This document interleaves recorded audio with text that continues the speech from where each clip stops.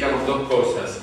La primera, poder como trabajar, poder presentar un poco las claves antropológicas de la misión compartida, pensando en el camino de los estudios filosóficos y pensando también en que es una clave que no siempre la trabajamos, porque la misión compartida muchas veces la entendemos en un sentido un poco restrictivo, en cuanto una misión participada con seglares, con laicos, con sacerdotes del clero secular, pero no siempre con los hombres y mujeres de buena voluntad que también buscan la transformación del mundo desde los valores del reino. Y como tiene una resonancia con el Evangelio de la Misa de hoy, me parecía que podía ser pertinente. Luego de esas claves antropológicas de la misión compartida, vamos a las claves bíblicas y teológicas y nos metemos un poco más de lleno en el universo o en la constelación de la vida consagrada, que incluye la vida religiosa y otras formas de vida cristiana. Vamos a las claves antropológicas de la misión compartida. Lo primero que tenemos que decir es que la misión compartida se fundamenta en una noción de persona humana. Esta noción de persona humana es la que desemboca en el compromiso con los derechos humanos y por lo tanto, algo que la misión compartida tiene que asumir desde el inicio es que hay una misión que compartimos con toda la humanidad en torno a los derechos civiles y políticos básicos, los derechos de desarrollo social y económico, los derechos de los pueblos originarios, y entonces la misión compartida está desafiando, está pidiendo una mayor presencia pública allí donde se juega el derecho a la vida, a la libertad de movimiento, a la libertad de pensamiento, a la libertad de la conciencia y de la religión, a la seguridad de la persona, a la protección de la ley, el derecho a la educación, a la propiedad privada, al matrimonio y a la familia. En definitiva, ¿qué queremos decir? Que hay una vía ética que conduce a la sacralidad del otro y al cultivo de la solidaridad. Misión compartida es transitar esta vía ética que nos hace hermanos y hermanas con todos nuestros hermanos humanos, transitar esta vía ética que conduce a la sacralidad del otro y al cultivo de la solidaridad. Hay una vía mística, la CLAR, la Conferencia Latinoamericana de Religiosas y Religiosos, ha tratado de recordarnos que la clave con la cual entramos en el siglo XXI o en el tercer milenio de la evangelización o en esta nueva evangelización quiere ser la propuesta de una vida religiosa mística y profética. Una relectura de aquello que fue el Congreso Mundial de Vida Consagrada, Pasión por Cristo y Pasión por el Mundo. Pero esa pasión por Cristo y esa pasión por el mundo la releemos desde un contexto. No se trata de aplicar un documento, sino de releerlo desde el contexto. Como pasó con el Concilio Vaticano II, la Conferencia de Medellín no fue una aplicación del Concilio Vaticano II a América Latina, una relectura del concilio desde un contexto. Y cuando nosotros releemos un texto desde un contexto, nos habla. Y nos habla de una manera novedosa, nos habla de una manera inédita. Entonces, releyendo el Congreso Mundial de Vida Consagrada, nos damos cuenta que la vida consagrada quiere respirar con esos dos pulmones de la mística y la profecía. Si lo propio de la mística es la visión de lo que ya es y vivir desde la certeza de lo invisible, el místico es el que perfora desde la fe, desde la mirada creyente, la realidad. Y por eso es un contemplativo no en la acción, sino de la acción, porque precisamente es desde la acción que se revela la realidad invisible. Y entonces la vida religiosa, mística y profética recuerda que si lo propio de la mística es la visión de lo que ya es y vivir desde la certeza de lo invisible, por eso, como decía el padre Timothy Riclac, el ex superior general de los dominicos, una persona consagrada, un religioso, una religiosa, es alguien del cual los demás tienen que llegar a decir: no entiendo la vida de esta persona si no fuera porque Dios existe, y porque Dios existe puedo entender la vida de esta persona. Se entiende desde esta alianza con Dios.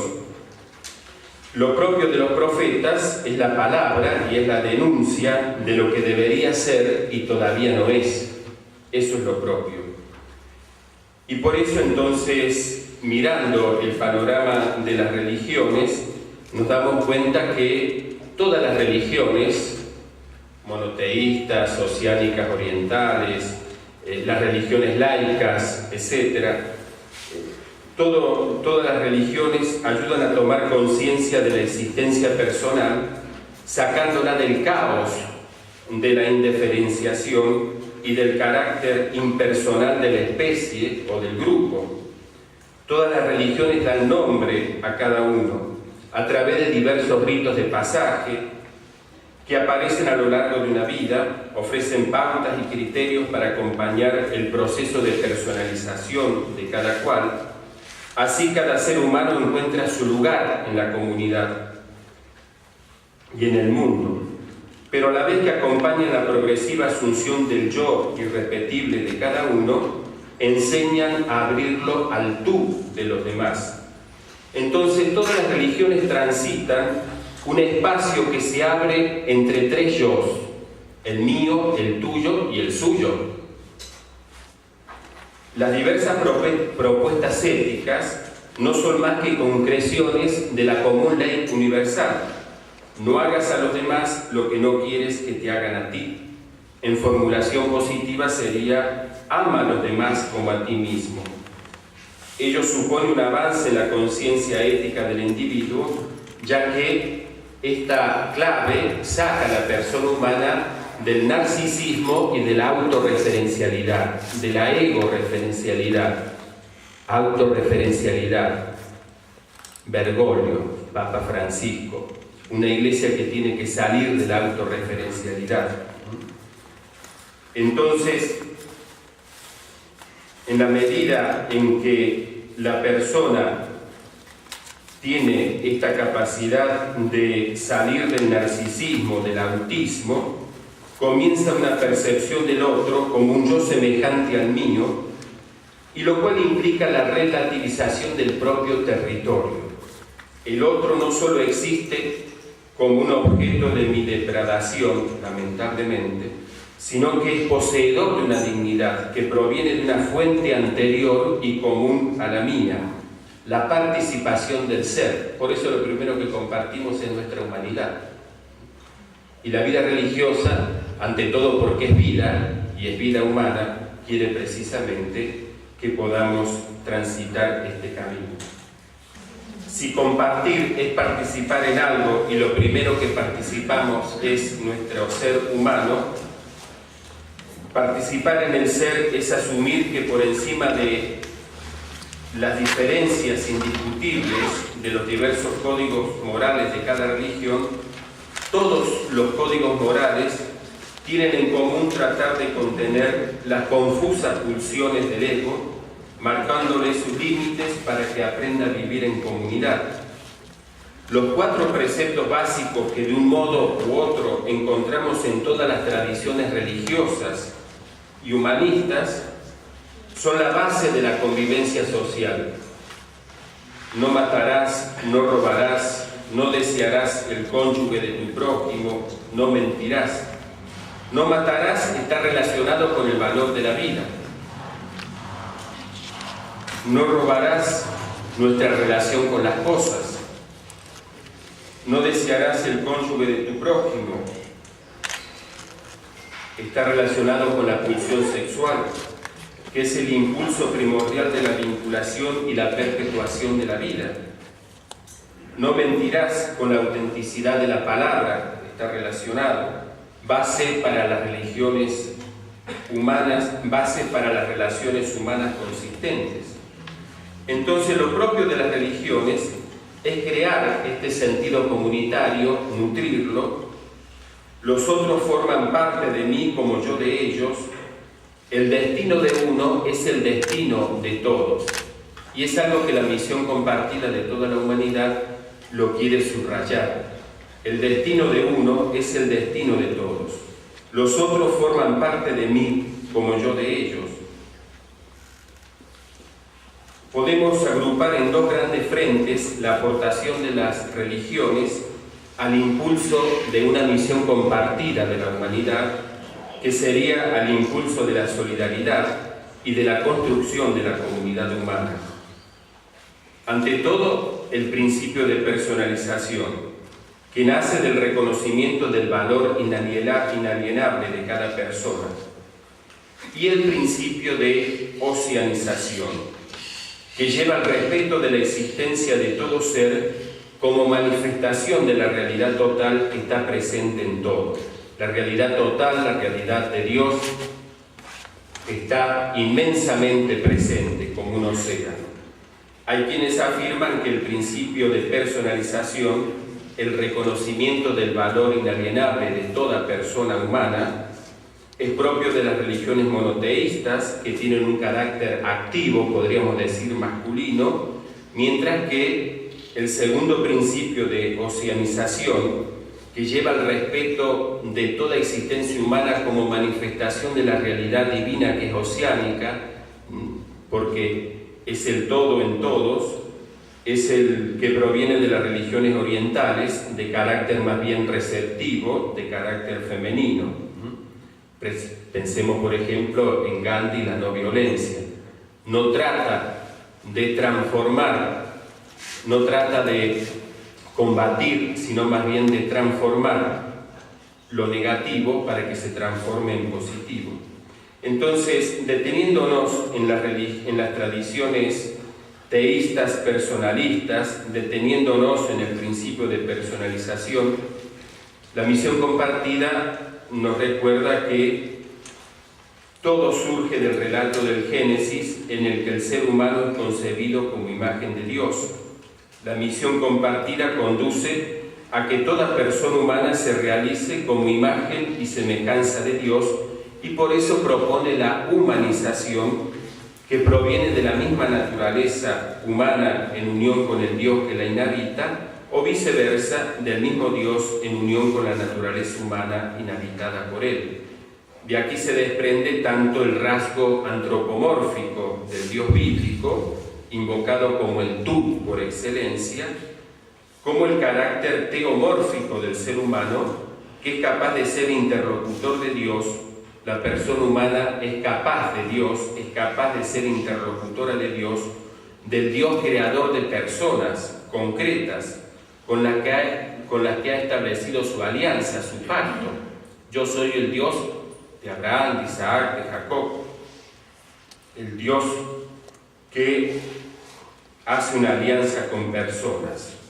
La denuncia profética de la injusticia proviene de la experiencia de un Dios justo que tiene entrañas de misericordia, particularmente de la viuda, el huérfano, el forastero, las tres situaciones de aquella época que representaban a los más desfavorecidos. Esta preferencia por los más desfavorecidos expresa la radical alteridad, la aproximación al otro sin intereses, al otro como la salvación del yo y como la metáfora del totalmente otro. En eso Connie, que es experto en Levinas, nos podría decir mucho más. El rostro del otro es un tú que pone límite a la insaciabilidad del yo. Y por eso la misión compartida recuerda que los profetas siempre estuvieron diciéndonos que la angustia del sinsentido se calma cuando compartimos. Y es algo que desde esa clave podemos releer todo el mensaje del Papa Francisco, en la línea del encuentro y en la línea del compartir, en la línea de la austeridad y la pobreza.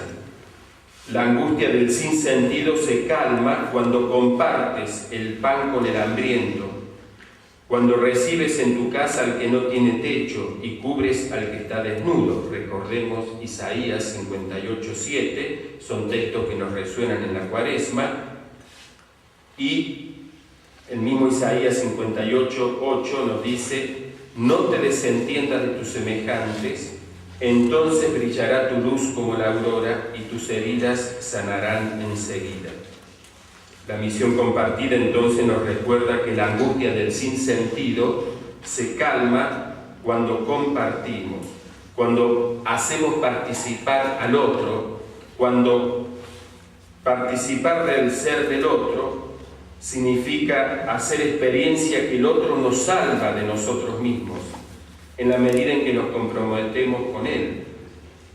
El círculo del egocentrismo o de la autorreferencialidad se quiebra ante la irrupción de la necesidad ajena, lo cual nos permite reconocernos como pobladores de la misma tierra, lo cual nos permite mirar, pero implicarnos en la mirada. Y por eso también recuerden que el icono, la icona, o el icono, la imagen, como mejor querramos decirlo, del samaritano, del pasaje del final del capítulo 10 de Lucas, junto con la samaritana, acompañan desde hace tiempo la vida consagrada, y en América Latina acompaña también el icono de Betania. Entonces, la otreidad acompañante, aquel y aquella que comparten mis mismas necesidades, hace superar el aislacionismo de un yo encerrado en sus carencias y obsesiones. La Iglesia y la vida consagrada en ella parece decirles al ser humano que corre desbocado: detente, junto a ti hay otro ser humano, ve a su encuentro, pues en ese encuentro reside la mayor vivencia, la experiencia más importante. Mírale la cara, él te la ofrece, y al hacerlo te transmite su ser, aún más te acerca a Dios. Esta alteridad divina, identificada con y en la alteridad humana, encuentra su máxima formulación en la creencia cristiana de que Dios se ha hecho humano. Una concentración antropológica de la experiencia religiosa. En última instancia y en última profundidad, el otro con minúscula es el otro con mayúscula. El otro es el otro con mayúscula. El texto que nos acompaña hoy en la celebración de la Eucaristía, de Mateo 25. Les aseguro que cuando lo hicieron con uno de estos mis hermanos más pequeños, conmigo lo hicieron. Y por lo tanto, la misión compartida no es expansión de poder o dominio, sino un servicio humilde a la dignidad de la familia de los pueblos. Para un creyente, esta convicción se tiene que traducir en la alegría de vivir y en la lucha por la vida del otro. Este concepto de persona humana como unidad dialógica espiritual que se construye por la relación en la reciprocidad, la correlación, fundamenta la misión compartida de la humanidad por construir juntos desde la unidad, en la diversidad, la pluralidad. Estamos en una situación de emergencia, de riesgos extremos, en un mundo enfermo de hermandad. Nos decía el Papa Benedicto en la Cuaresma del mensaje para la Cuaresma del año 2012, el último de su pontificado: hoy Dios nos sigue pidiendo que seamos guardianes de nuestros hermanos, que entablemos relaciones caracterizadas por el cuidado recíproco, por la atención al bien del otro y a todo su bien. Renunciar a la cultura del adversario para dar lugar a la cultura del otro, y así aprender cómo solucionar el abuso de unos hacia los otros, la relación desigual de los bienes, el olvido y el exterminio de los que no tienen voz. En definitiva, hay como 3 pasos en este camino. Comenzamos autorreferidamente y solo somos capaces de llegar al otro a partir de lo que somos. Este primer momento es indispensable para escuchar las necesidades de cada uno y tomar en cuenta anhelos y dolores de lo que cada cual es portador. Y en la misión compartida sabemos que ese es un primer paso. Nos relacionamos desde lo que somos, tratamos de escuchar las necesidades de cada uno, tomar en cuenta los anhelos y los dolores. En un segundo momento vamos siendo capaces de ir hacia el otro y establecer una relación de reciprocidad, donde no sea mi yo el que domine, sino que esté abierto a la irrupción y las necesidades del otro. Por eso también en la misión compartida no hay jerarquías, y por eso también, aunque uno de los grupos pueda ser el referente inicial, un carisma es compartido por diversas formas de vida cristiana y se tienen que reorganizar desde esa clave de la unidad en la diversidad. El trascendente que nos abre más allá de nosotros mismos, hacia horizontes cuya lejanía se alcanza en la hondura de uno, del otro y de las cosas, ya que todo está habitado por una presencia que se hace transparente en la medida en que se da la apertura del corazón. Ese trascendente es el que nos abre al otro, que es el pobre, el extraño, el extranjero, que nos impide quedar instalados en nuestras comodidades o categorías. Es decir, que el proceso no termina en el encuentro del yo con el tú, del encuentro con el otro, porque siempre hay un tercero al que referirse, que no permite que nos quedemos encerrados de a dos. La autorreferencia de todo grupo cultural, político, religioso, está llamado a abrirse al tú de los demás y al todo que es constituido entre todos. La vida consagrada, la vida religiosa, puede aportar al camino de las religiones y al camino de la humanización, capacitando a los humanos a abrirse al diferente, a ese otro de nosotros, en camino hacia un todo, que lleve a la superación de las identidades armadas para dejar paso a las identidades relacionales. Y ese es un desafío que vamos teniendo también en el camino de la vida consagrada, de la vida religiosa en misión compartida, donde las identidades en relación también se van transformando y donde no podemos entonces pensar la misión compartida desde unas identidades armadas. Por eso no hablamos de estados de vida, sino de formas de vida cristiana. Y formas de vida cristianas estables con la estabilidad que da el Espíritu Santo, no con la estabilidad que da el derecho canónico. O sea, es el Espíritu Santo que va conformando la Iglesia, que va conformando las formas de vida, ¿no? Y precisamente en la medida en que estamos abiertos a estos signos del Espíritu, en los signos de los tiempos, en los signos de los lugares, esas identidades relacionales se van transformando. También esto implica nuestra colaboración ofrecida a todos los humanos empeñados en la transformación del mundo según el designio de Dios. No importa que estos sean o no conscientes de que trabajan por el designio de Dios. ¿Cuándo te vimos con hambre? ¿Cuándo te dimos de comer? Nos dirá también el texto de hoy. El progreso ético está en gestación en todas las culturas y la aportación de las religiones y mucho más de una forma de vida que se llama religiosa, tiene mucho que hacer en el campo interreligioso.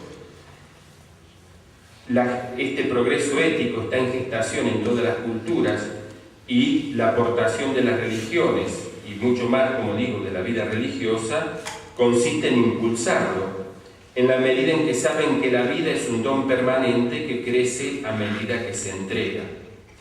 No podemos olvidar que los fundadores en la vida religiosa siempre fueron transgresores de las inercias sociales de su tiempo. Y así como sucede en la historia de las religiones, que los fundadores de las religiones han sido transgresores de las inercias sociales de su tiempo, no siempre las instituciones religiosas que vienen detrás se han mostrado con esa misma audacia profética. Muchas veces se han mostrado más bien reticentes y morosas a estos avances. También nuestras instituciones de la vida consagrada están invitadas a ponerse en este camino. En definitiva, la misión compartida desde la clave antropológica nos invita a conjugar interioridad y solidaridad, que es lo que aprendemos en la casa de Betania, es lo que aprendemos de Marta y María. Son como la sístole y diástole del latir humano completo. Interioridad que genera gratitud, solidaridad en clave de gratuidad. Cuanto más honda es la interioridad, más amplia es la solidaridad. Cuanto más honda es la gratitud, más amplio es el radio de acción de la solidaridad. Y viceversa, ya que están llamadas a recibir la fuerza la una de la otra. En Betania, María no se puede quedar sentada eternamente a los pies del Señor porque ha elegido la parte mejor. Como María de Nazaret, que recibe la Anunciación, inmediatamente se puso de pie y fue al encuentro de su prima Isabel. Inmediatamente. Y lo mismo entonces la interioridad y la solidaridad. La misión compartida ayuda a esta síntesis. La interioridad sin solidaridad no resulta creíble. Y la solidaridad, igualdad, libertad, sin interioridad, deja el espacio público al totalitarismo y al consumismo neoliberal.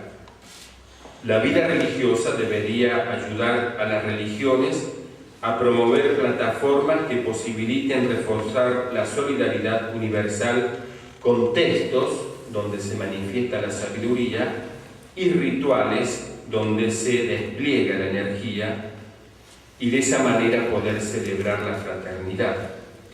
Todos sabemos de los efectos terapéuticos, tanto en los individuos como en las comunidades, cuando se celebra.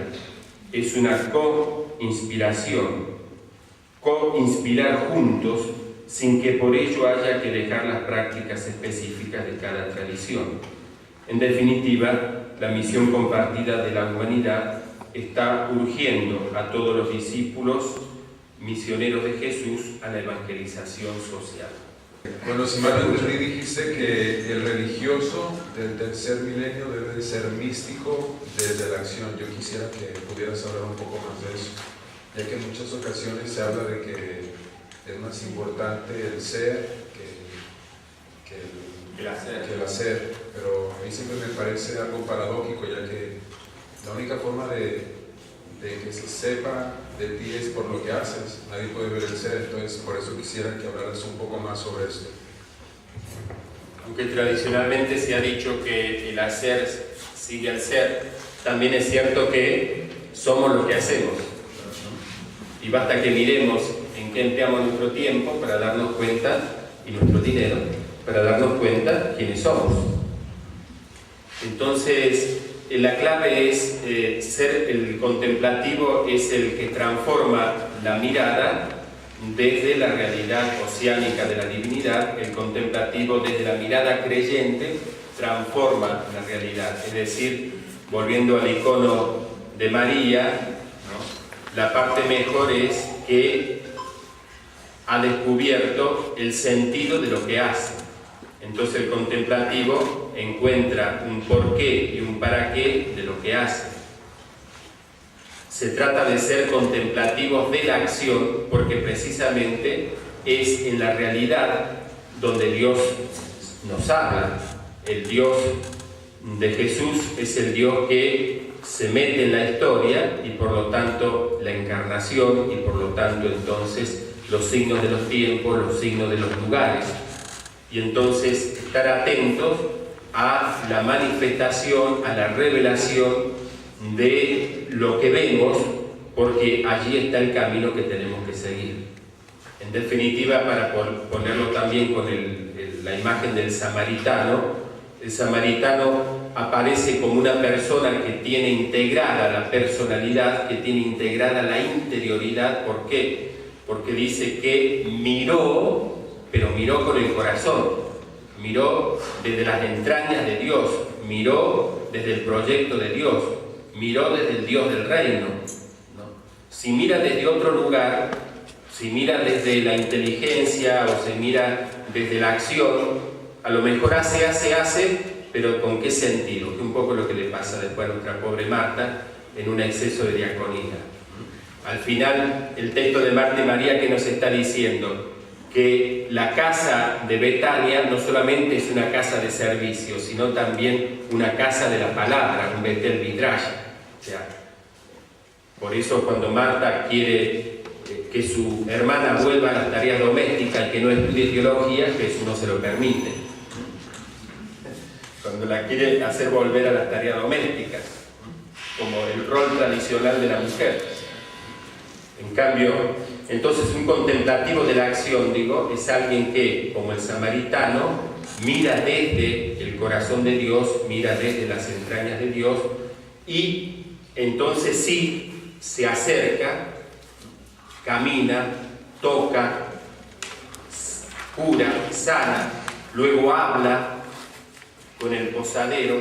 Entonces tenemos la interioridad, el corazón y los ojos van juntos, tenemos la acción, las manos y los pies, y tenemos la comunicación, los oídos y la boca.